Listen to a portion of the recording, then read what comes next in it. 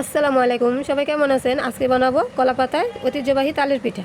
চলুন তাহলে কিভাবে বানানো হয় সেটা আপনাদের সাথে শেয়ার করি। প্রথমে নিয়েছি এখানে চালের গুঁড়ো, শুকনো চালের গুঁড়ো। তারপর এখানে নিয়েছি হচ্ছে পরিমাণ মতো চিনি। মিষ্টিটা আপনাদের পছন্দ মতো বাড়িয়েও কমিয়ে নিতে পারেন। আমি কিন্তু 1 চিমটি লবণ দিয়েছি যেন মিষ্টিটার ব্যালেন্স ঠিক থাকে। এখন নিয়ে নিচ্ছি তালের রস। এই পিঠাটা বানাতে কিন্তু কোনো পানি বা দুধ ব্যবহার করব না, শুধু তালের রস দিয়েই এই ডোটা করে নিব।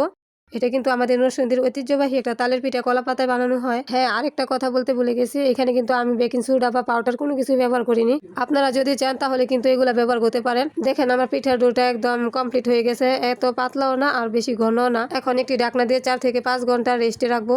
5 ঘন্টার পর ফিরে আসলাম। ভিডিওতে দেখতে পারতেছেন পিঠার ডোটা কতটা সুন্দর স্মুথলি ফুলে আছে। স্লাইস করা কলা পাতায় একটুখানি পিঠার ডো দিয়ে দিলাম।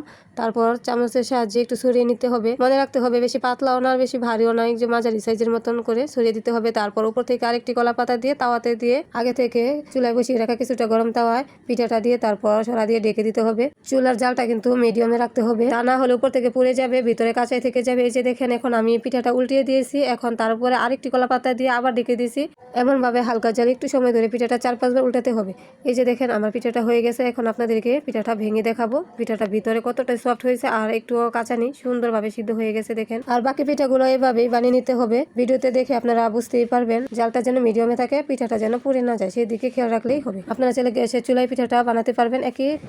এই পিঠাটা কিন্তু খেতে অসম্ভব মজার হয়। এটা আমাদের নরসিংদীর ঐতিহ্যবাহী। ভিডিওটি ভালো লাগলে অবশ্যই লাইক দিয়ে চ্যানেলটা সাবস্ক্রাইব করে আমার পাশে থাকবেন। যদি পেজ থেকে দেখেন তাহলে পেজটা ফলো দিয়ে রাখবেন আর অবশ্যই ভিডিওতে লাইক দিবেন আর কমেন্ট বক্সে জানাবেন ভিডিওটা কেমন হয়েছে। ভিডিওটি শেয়ার করতে ভুলবেন না, আপনাদের কাছে অনুরোধ রইল। আর আজকের ভিডিও পর্যন্ত সবাই ভালো থাকবেন। আল্লাহ হাফেজ।